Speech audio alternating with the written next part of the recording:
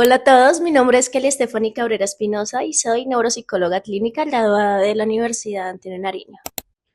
Hola, doctora Kelly. Para dar inicio como tal a la entrevista, primeramente quisiera saber cuál ha sido su formación y experiencia en el campo de la neuropsicología clínica. Mi formación en la neuropsicología clínica se dio desde mi pregrado. Pertenecí al semillero Neurofeedback de la Universidad Antonio Nariño desde el segundo semestre hasta décimo. Posteriormente hice la maestría en neuropsicología clínica, obtuve una beca con la Universidad de Valencia de España y actualmente tengo mi consultorio y trabajo en la clínica de NeuroCat. ¿Cómo ha sido su acercamiento al psicoanálisis dentro de su ejercicio profesional? Bueno, frente al acercamiento desde el psicoanálisis, para mí es importante aclarar que esta rama no se puede usar en todo momento en el proceso clínico. Se puede utilizar desde la neuropsicología y donde más lo utilizo es desde el proceso de la entrevista, porque realmente ahí es donde se comprende la historia y cómo vive el paciente el día a día de la sintomatología que está pasando, y es muy importante conocer el aspecto emocional y contextual para poder contrastar estos resultados con las pruebas. ¿Cómo consideras que estos dos enfoques pueden dialogar? ¿Cómo podrían llegar a un acuerdo, pues, para la utilización, pues, de dichos enfoques dentro de la práctica clínica? Sí pueden dialogar, pero hay que entender que cada uno tiene su lugar y tiene su momento. La neuropsicología es clave para la evaluación y para entender los procesos cognitivos y el estado cerebral del paciente. Y el psicoanálisis me da una comprensión más subjetiva de la vida del paciente. Entonces, el punto está realmente en poder integrarlos utilizándolos en el momento específico. Hola Kelly, ¿cómo estás? Mi nombre es Marcela. Eh, las preguntas que yo te voy a hacer son concepción desde la psicopatología. Desde la psicopatología, ¿cómo se comprende la psicopatología? Se entienden las alteraciones del funcionamiento cerebral y cómo estas afectan la cognición. Cuando hablamos de la cognición, hablamos de las funciones mentales superiores: memoria, atención, lenguaje, velocidad de procesamiento, lectura, escritura, cálculo, entre muchas otras. Pero también hay que contrastarlo con la conducta y también el contexto emocional, porque desde ahí obtenemos una base objetiva y medible. ¿Cómo cambia esa comprensión cuando se integra como una mirada psicoanalítica? Es importante entender que las pruebas nos van a dar una base de cómo está el funcionamiento cuantitativo, como lo había hablado anteriormente, pero también hay que entender que el inconsciente nos va a arrojar lo que no es tan evidente. Entonces, los conflictos, las emociones, la forma en que la persona interpreta lo que está viviendo. Entonces, son niveles completamente distintos, pero que si lo miramos realmente, se complementan. ¿Qué papel juegan en el cerebro, en el inconsciente, en la explicación del malestar psíquico? ¿Y cómo se considera que los síntomas tienen únicamente una base neurológica o también un significado subjetivo? La pregunta es muy interesante porque realmente, digamos que la intervención se vuelve mucho más amplia. No solamente se trata de un déficit o de una falla cognitiva, no se trata solamente de las pruebas y los resultados cuantitativos, sino también es importante entender lo que el paciente vive, lo que siente, el significado. Entonces, esta parte emocional, esta parte contextual y familiar no nos va a aparecer en las pruebas, sino dentro de la entrevista. Hola Kelly, retomando un poco lo que mencionas anteriormente sobre la relación entre la neuropsicología y el psicoanálisis, me gustaría llevar esta conversación un poco más hacia el ámbito de la práctica clínica. En este sentido, quisiera preguntarte, ¿cómo influye tu formación en neuropsicología en la forma en que abordas a tus pacientes? Bueno, mi formación neuropsicológica en la manera en la que atiendo a mis pacientes. La neuropsicología es la ciencia que a mí me permite entender qué está pasando a nivel cognitivo, qué está pasando a nivel emocional, como lo he venido mencionando anteriormente. Sin embargo, hay algo que no pierdo y es mi foco o mi línea de trabajo, y es que yo trato a mis pacientes como me gustaría que atendieran a mis pacientes, a mi familia.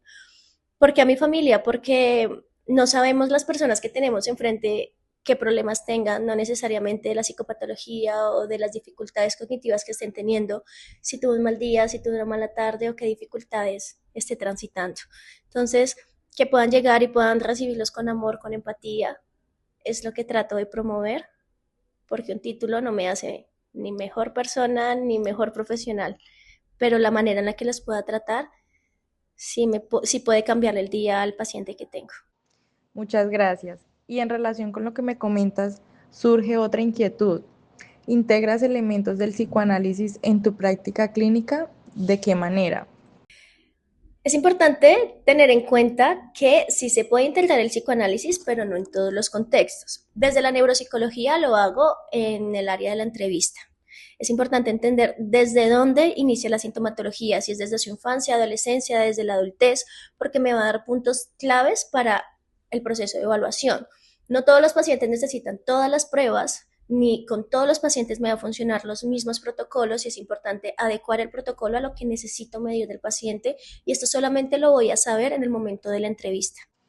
Según lo que me mencionas, siguiendo con esta misma línea, también me gustaría preguntarte, ¿cómo se puede trabajar el síntoma considerando tanto lo neuropsicológico como lo psíquico? Entendiendo desde dónde viene ese síntoma. ¿A qué me refiero? Si hay netamente una base cognitiva, una base biológica, o si hay una carga emocional importante, estrés, ansiedad, depresión, alguna psicopatología de pronto no diagnosticada, y a la hora de integrar ambos contextos, se puede dar un diagnóstico integral al paciente.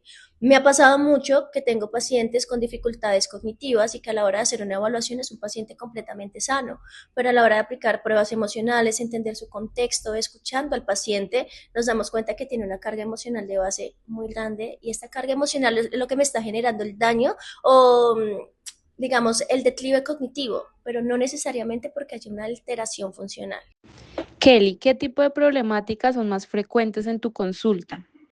Bueno, problemáticas depende de la edad del paciente.